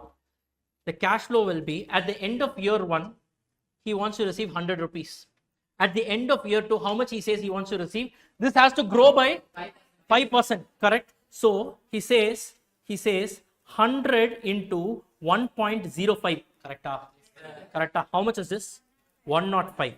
Third year, 5% further growth as compared to 105. So can I say the third year cash flow will be 105 into 1.05, not 110. It is not a simple interest. It is not simply 5% every year. 5% on the previous year. This 5% will calculate on the previous year. This 5% will be calculated on the previous year. Are you clear with this? How much is this? 110.25, and it grows on like this. Clear. The That is, your cash flows are showing some trend. They are showing some trend. It is moving in a particular direction. Correct or not? Or can I say this at the end of third year, this is nothing but, see, this 105, what is it? 100 into 1.05, correct? Further, this gets multiplied by another 1.05. Or can I say this is nothing but 100 into 1.05 to the power 2? Correct or not? Correct or not? Yes. For the next year, it will be what? It will be what? 100 into 1.05 to the power 3. Correct, guys? And it keeps on growing. It keeps on growing. It keeps on growing. So let me just put it here. 1, 2, 3, 4. So the cash flows will be 100 here. The cash flows will be, at the end of year 1, it will be 100. At the end of year 2, it will be 100 into 1.05 to the power 1. Here it will be 100 into 1.05 to the power 2. This will be 100 into 1.05 to the power 3, and it goes on like this till infinite. Correct or not? Yes. Why? Because they are saying, sir, are we doing any discounting here? No, no, no. They are saying the cash flow, the manner of computing the cash flow they have given in the question. They are saying the cash flow grows at the rate of 5% every year. When I say 5% growth, it means growth as compared to the immediately preceding year. This 5% should be compared to this year. This 5% should be applied on this. Are you clear with this? Keep on adding another 5%, and that's how you arrive at it. Guys, are you all clear with this? Yes, are you all clear with this? Yes. So now tell me, how will your cash flow equation look like? How will your cash flow equation look like? How will your cash flow equation look like? Present value, can I say this is 100 divided by 1.10 to the power 1. 1.10, how I got? 1 plus 0.10, correct? Second year, can I say 100 into 1.05, this is growth, correct? Divided by 1.10 to the power 2, correct? Correct, guys? Are you all able to understand? You want me to repeat anything? You guys want me to repeat anything? Yes, what do you want me to repeat? Here I'm telling you, this is the cash flow computation, correct? This cash flow, I put it here, correct? And I'm discounting, normal discounting I'm doing. So what is the discount? How will I discount it? What is the formula? Your future value divided by 1 plus r the whole power n. That remains the same. 1 plus r the whole power n. First year. Here it is second year. So 1 plus r the whole power 2. Third year, the denominator will have 1.1 the whole power 3 and so on. That is the discount factor. But cash flow, how it will grow? At the end of year 1, 100. At the end of year 2, 100 plus an additional 1.05%. At the end of year 3, it will be, on this I will apply another 5%. So can I say 100 into 1.05, that is this year's value, into once again 1.05. This is nothing but 100 into 1.05 to the power 2. That is the cash flow at the end of year 3, correct? This divided by normal discounting, 1.10 to the power 3. Guys, are you all able to understand the way in which I have framed this equation? Puriyarda, you want me to repeat anything? You are able to understand this? You guys are able to follow? Is everyone able to follow this? Is everyone able to follow? Yes, guys? Please participate. You are all able to understand, right? If I'm going fast, please stop me there and there. Please stop me there and there. You guys are able to understand. Fine. And this goes on like this till perpetuity. Clear? Yes, clear? And you all know, when this goes on to perpetuity, what is the logic that we take? Geometric progression. Geometric progression. Correct? Geometric progression. So geometric progression, what does it say? In case of infinite cash flows, sum of infinite geometric progression is going to be a divided by 1 minus r. But before that, first we should understand, we should see whether this is a geometric progression or not. This is a geometric progression or not. Okay, but before that, first write down the formula. In this case, take a red ink and write. The present value is equal to cash flow at the end of year 1, that is cash flow at the end of year 1, divided by discount rate minus growth rate. Discount rate minus growth rate. In our example, guys, just substitute and tell me, in our example, what is the cash flow at the end of year 1? Actual amount. What is the cash flow at the end of year 1? What is the cash flow at the end of year 1? Please, everyone tell me, what is the cash flow at the end of year 1? 100, correct? 100 divided by, what is the discount rate? What is the discount rate?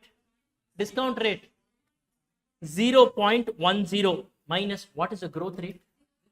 0.05. I told you, it grows at 5%. 0.05. So how much is this? 100 divided by 0.05. How much is this? How much is this?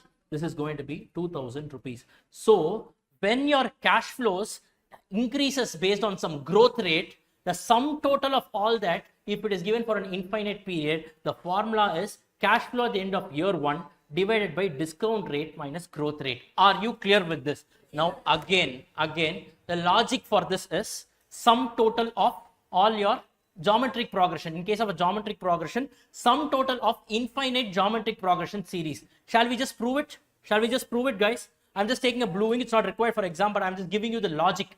Sir, this formula, how did you arrive? Mathematically. Simple, it's simple max. Simple max. Now you tell me, is this now this cash flow series that I've given you, is this a geometric progression or not? How will you know? Divide any two adjacent items. If it gives you the same number, it means it has a common ratio and hence it is a geometric progression. Correct, guys? Can we just try the second factor divided by the first factor? Can we just try this? What is the second factor? 100 into 1.05 divided by 1.10 square, the whole divided by 100 divided by 1.10 square. Correct? Correct? Sorry, it's not square. It's the power 1. I'm sorry, my bad. Correct? To the power 1. So this is nothing but 100 into 1.05 divided by 1.10 to the power 2 multiplied by 1.10 to the power 1 divided by 100. Simple division, it becomes ulta when you're multiplying, correct? So this gets knocked off. This gets knocked off, correct, guys? These two gets knocked off. Yes or no? Yes or no? And here it gets knocked off once, correct? So basically you will get 1.05 divided by what? 1.10, correct? 1.05 divided by 1.10. This is what you get if you divide the second number by the first number. Can you do and tell me if you divide the third number by second number, do you get the same 1.05 divided by 1.1? Guys, are you able to follow what I'm trying to say? What I did was, this second cash flow divided by first cash flow, I got one answer. What was that answer? 1.05 divided by 1.1.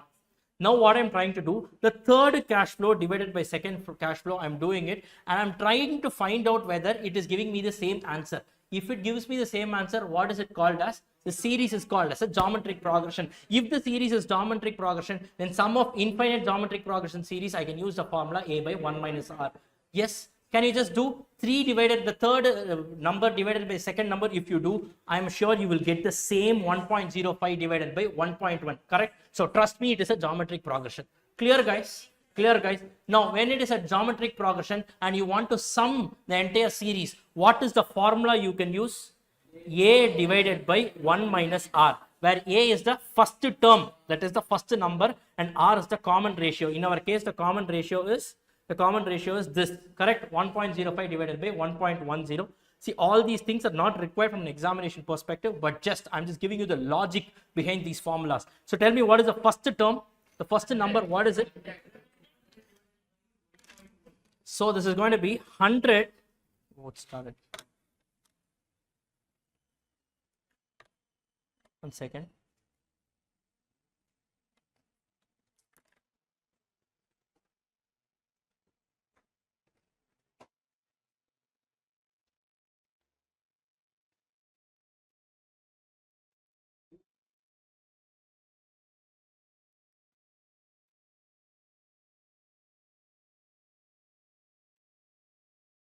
Okay, fine. Now, what is the first number, guys? What is the first number? No, first number of this particular series. 100 divided by 1.1, no? Correct? So 100 divided by 1.10 to the power 1 divided by 1 minus r. What is r here? 1.05 divided by 1.10. Can anyone just solve this? 100 divided by 1.1 divided by 1.10 minus 1.05 divided by 1.10. All this is mathematics. You can just cancel these two. This gets 100 divided by how much? 0.05. This is nothing but cash flow at the end of year 1 divided by your discount rate minus growth rate. Are you clear with this? 0.05 is your 0.10 minus 0.05. Are you clear with this? Basically, we are using geometric progression. That formula, we are just substituting it here and we have arrived at it. Clear with this, guys? So equal cash flows, sum of equal cash flows received to infinity. What is the formula? Cash flow, because every year it is going to be the same. Cash flow divided by the discount rate. Clear? If it is going to be on a growing model, what will you do? The first year cash flow divided by discount rate minus growth rate. The logic for the two formulas are nothing but sum of infinite geometric progression series. Are you clear with this? Is everyone clear with this? Is everyone clear with this? If they give you to infinity, can you do it? So if they are giving some series of cash flow to infinity, there can only be two models. One is same amount received every year to infinity, or number two, here is some incremental growth every year till infinity. There cannot be unequal cash flows. There cannot be unequal cash flows. Why? If they are giving unequal cash flows, they should tell in which year you receive what. Correct? If they are able to tell which year you are receiving what, it becomes a finite cash flow. No, it is not infinite. Correct? So if it is infinite, it can either be equal to infinity or it can be growing to infinity. You cannot have some unequal till infinity and all. Are you clear with this? Are you all clear with this? So equal amount to infinity, sum total of that is simple cash flow divided by discount rate. Now if it is on a growing model, cash flow at the end of year 1 divided by discount rate minus growth rate. Logic, geometric progression. Clear with this? Are you all clear with this? As simple as that. Fine, guys, clear with this. Now let's quickly move to the next one. Let's quickly move to the next one.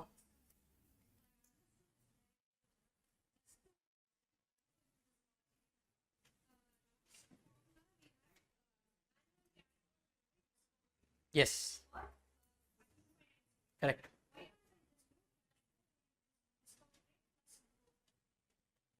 Cash flow. Okay. You are saying cash flow plus divided by discount rate plus the growth rate.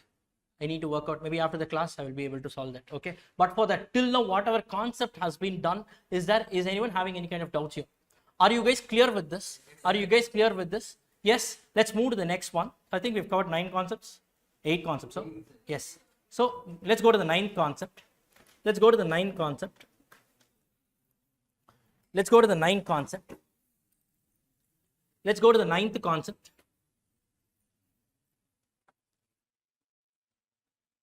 Write down annuity. Don't worry, guys, this and one more, and then today's class I will close. Don't worry, little early itself I will close. Happy? Yes. I know I don't want to overburden you with too much of figures as well.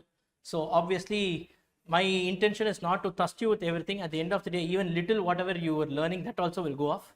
So we will learn a bit whatever is it, but please revise and come.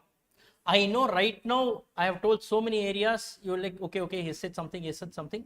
Unless and until you go home and revise, is not going to come. And we will be referring to this throughout our subject. So please go through it. I know you might be having a few other doubts. Please ask me whenever you get it. Then and there, when you get it, you can just ask me anytime. Clear? But ensure that you're strong with the concepts. The logic, framing the equations and all, you should know what to do, when to do, how to do. Clear with this? Now let's take another concept called as, you have any doubt?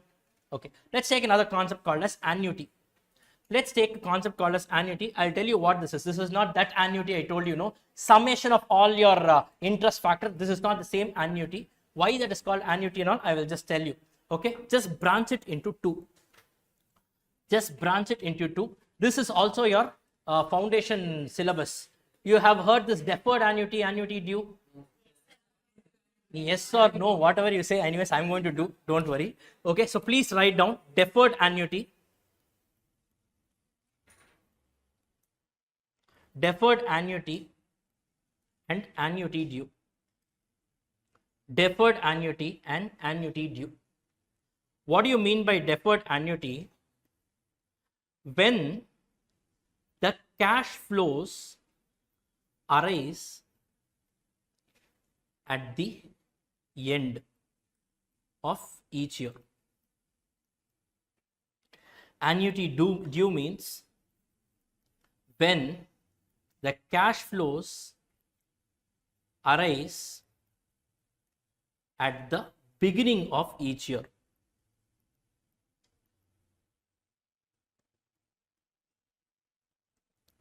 Now cash flows can arise at any time. Yes, certain cash flows can arise at the end of the year, or certain cash flows can arise at the beginning of the year. Now I know you might have one doubt, sir, what happens if it occurs during the year? Yes, obviously in real life during the year, let's say on 25th July, I received so much amount of cash flow. So discount factor should exactly consider that date and all, no? So I should discount for a proportionate year and all.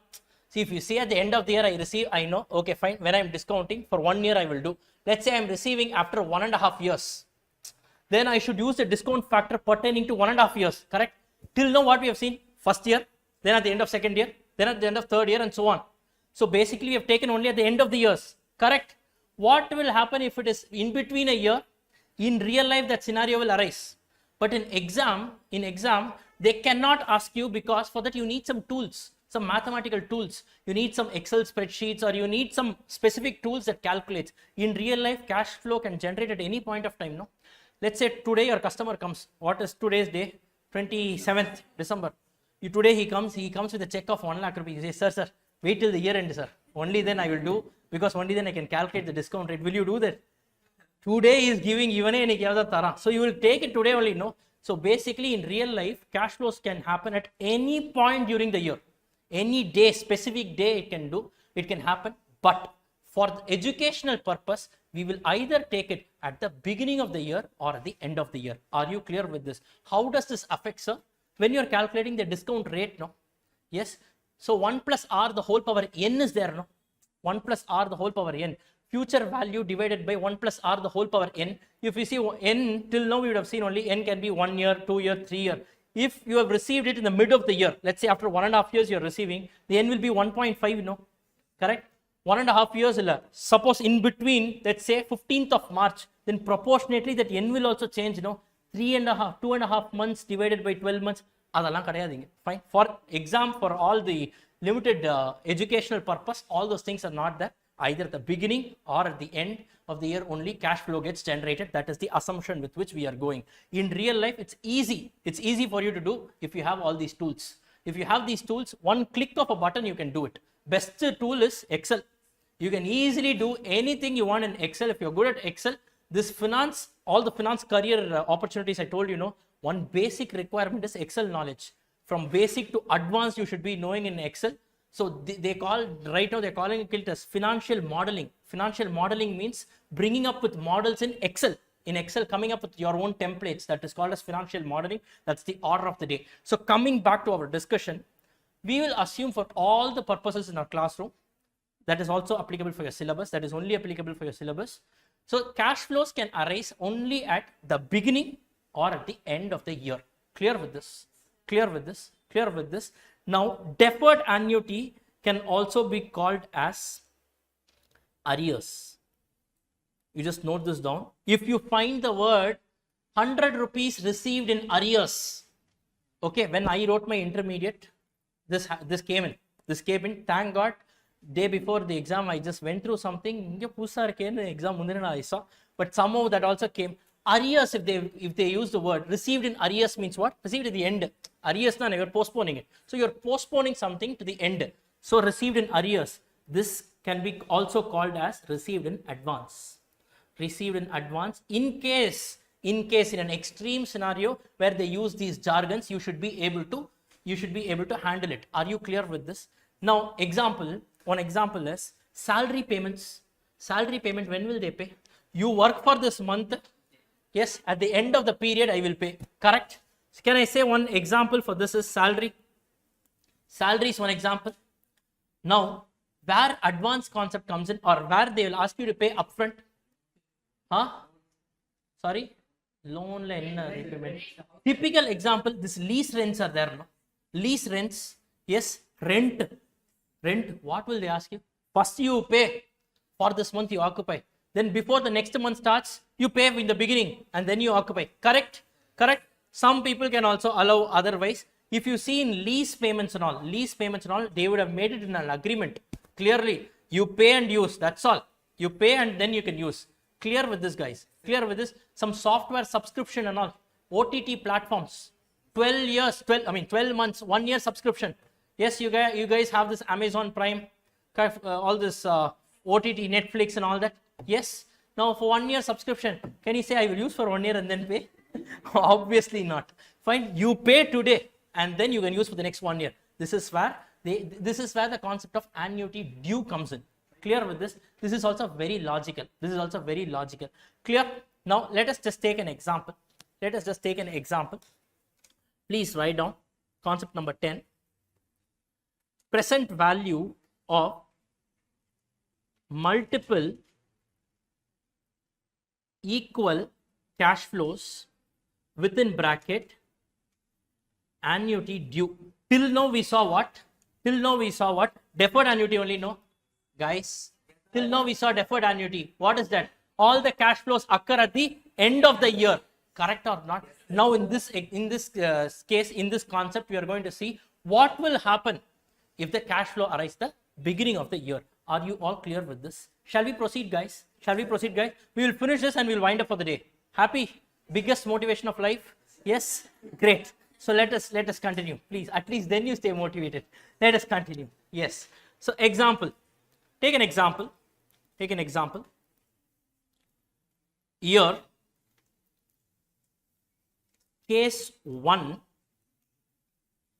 deferred annuity, and case 2, annuity due.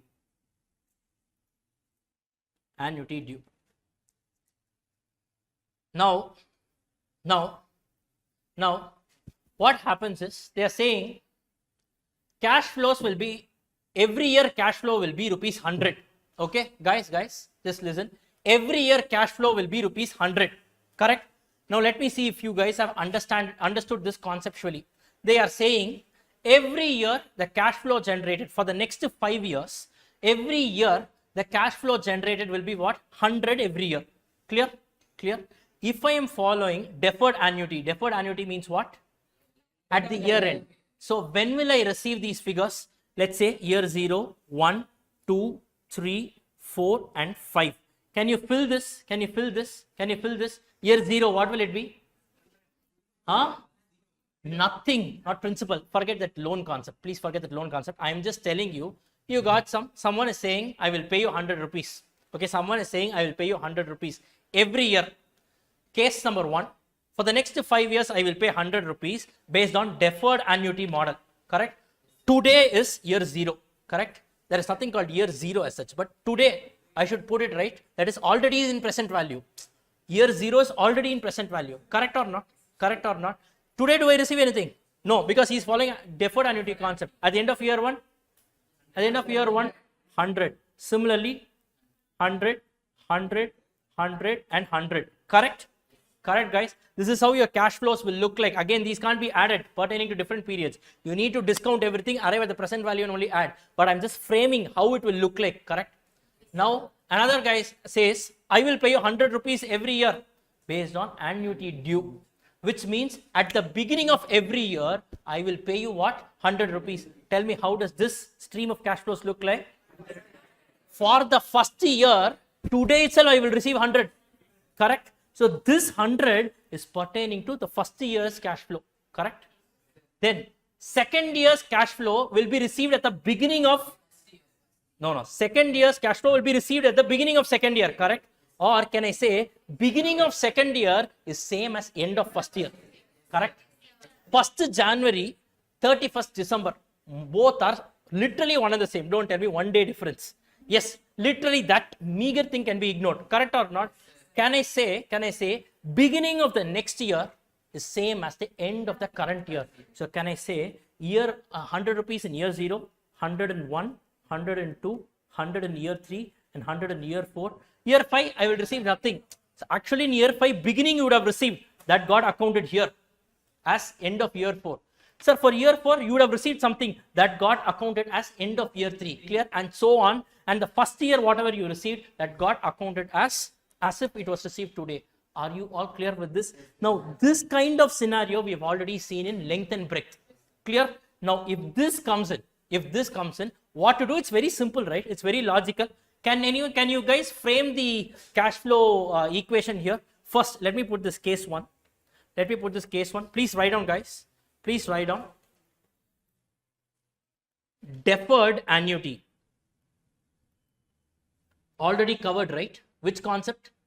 Concept number? No, deferred annuity in case of this is equal cash flows, definite here. Concept 6, please refer concept 6. Concept 6 already done. Every year, at the end of every year, I will be receiving 100. I told you, you can cumulate, take 100 in common, cumulate the interest factor that is called as present value interest factor of annuity and all. I told you. Yes, I showed you the table also. Clear with this, clear with this. Fine. So this is present value is nothing but 100 into present value interest factor annuity of 10% for 5 years. Now go to the table. Tell me how much is this, or you can also do it to calculate. You can calculate it manually. Tell me, go to the table. Present value interest factor of annuity 10% for 5 years. How much is it? Guys, if you look at this, which table is it? Present value interest factor of annuity 10% for 5 years. How much is it? 3.791. Correct or not? This cash flow equation directly, if they give this, I can multiply and arrive at the present value. Correct, guys? It's that simple. It's that simple. Yes. Tell me, how much is this? 3.791. So this is going to be how much? Rupees 379.10. Some students said they didn't get this 0.10. Forget it. Right? Are you all able to understand this? This is already done. This is already done. Are you all able to understand this? Now, our focus is on case 2. This is logical, right? This is also logical. This can be done. Yes. So write down annuity due. Please write down annuity due. With this, we'll be winding up today's session. So please focus. Let's close it up. Let's close it properly. Now, tell me, how will your cash flow equation look like? How will your cash flow equation look like? I'm talking about this scenario. I'm talking about this scenario. I'm talking about this scenario. Can I say this is 100 divided by 1.10 to the power 0, correct? Because it is in year 0. And anything to the power 0 is 1. So can I say this is 100 into 1? Why is it 1? Because it's already in present value. Correct, guys? Are you all able to understand? Are you all able to understand? You just apply the formula. It will say 1 divided by 1 plus r to the power n. What is n? 0. Anything to the power 0 is 1. So 100 into 1. Sir, why is it 1? Because it's already in present value. Year 0 only, no. Are you all able to understand this? Then 100 divided by 1.1 to the power 1. 100 divided by 1.1 to the power 2, 100 divided by 1.1 to the power 3, 100 divided by 1.1 to the power 4. Shall we just frame the equation? Shall we just frame the equation? So write down, please write down. This is where the conceptual understanding of the subject comes in. Please always write this cash flow equation. It helps you logically approach the subject. Ennachu Pushpara? Purushothaman? Yes? You have any doubt? Sure? Guys, are you all clear with what's happening here? Yes? Okay, fine. So now this is going to be 1 plus 0.10 to the power 0 plus 100 divided by, guys, answer please. Tell and write. 1 plus 0.10 to the power 1 plus 100 divided by 1 plus 0.10 to the power 2 plus 100 divided by 1 plus 0.10 to the power 3 plus 100 divided by 1 plus 0.10 to the power 4. Are you all clear with this? Are you all clear with this? This is actually the year 1 cash flow. But since it was received today itself, I am marking it as 0. This is year 2's cash flow. Since it was received at the beginning of year 2, I took it as if it was received at the end of year 1. Are you clear? And so on. Are you able to understand this? Are you able to understand this? So, can you tell me, you can look at that present value table. Now, you don't look at this don't look at the annuity table. You can just look at the present value table, or you can do the calculation. Fine. Can you tell me this is 100? I can take this out in common. 1 divided by 1.1 to the power 0 is only 1, right? Okay, fine. Let me do this. 100 into 1 divided by 1.1 to the power 0 plus 100 into 1.1 1 divided by 1.1 to the power 1 plus 100 into 1 divided by 1.10 to the power 2 plus 100 into 1 divided by 1.10 to the power 3 plus 100 into 1 divided by 1.10 to the power 4. Correct? Correct? This is what it is. And all these things, can you just take 100 common? Just take 100 common. So 1 divided by 1.1 to the power 0 is how much? 1. Plus 1 divided by 1.1 to the power 1. Use a calculator trick. How much is it? 0.909. So 1 divided by 1.1 is equal to how much? 0.909. Then click one more equal to, how much does it come? 0.826. One more equal to 0.751. One more equal to 0.683. Correct? Or can I say this is simply, or you could have directly taken it up from the table, 100 into 1 plus 3.169. Correct? Correct. This 3.169 is nothing but present value interest factor of annuity at the rate of 10% for 4 years. Correct. I could have taken it common, that I could have taken it from that table itself. Are you able to understand? Guys, are you all able to understand? So tell me, how much is this? 100 into 4.169. How much is this, guys? 416.90. Are you all clear with this? Are you all clear with this? Or in other words, can I say, when I have this annuity due concept, can I say present value is equal to, in case of equal cash flows, can I say the cash flow into 1 plus present value interest factor of annuity of whatever is it, R percentage for n minus 1 year.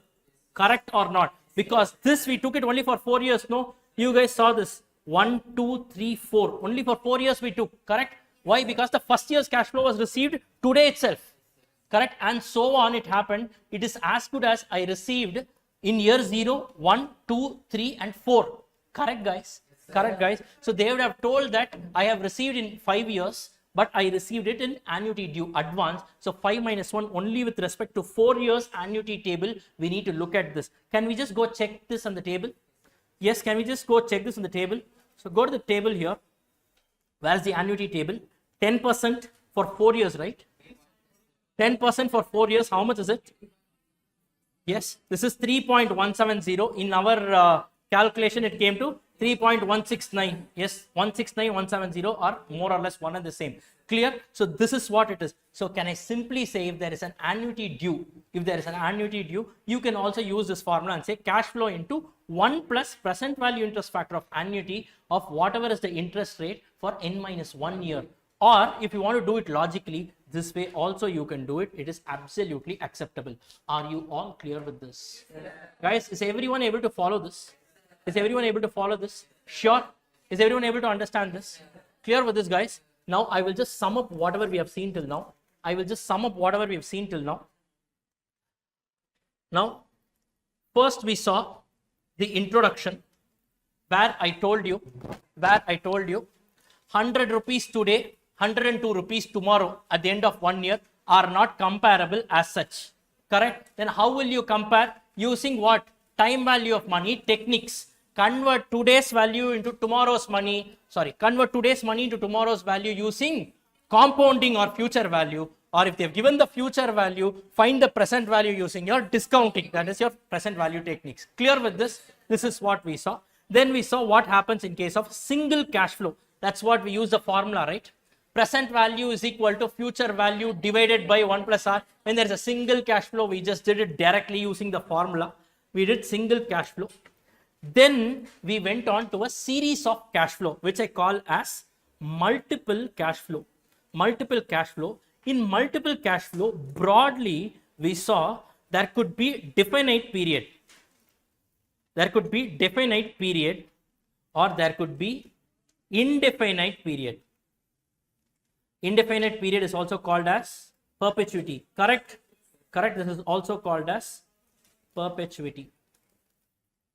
Now, indefinite period, in case of a definite period, the cash flows can be either unequal or equal. Correct? If they are unequal, what will you do? Respective year's cash flow, you use the discount rate using the present value interest factor table. Correct? If the cash flows are equal, what will you do? Take the cash flow common, cumulate all the discount factors, that is called as present value interest factor annuity table. Are you clear with this? Yes, this is what we saw.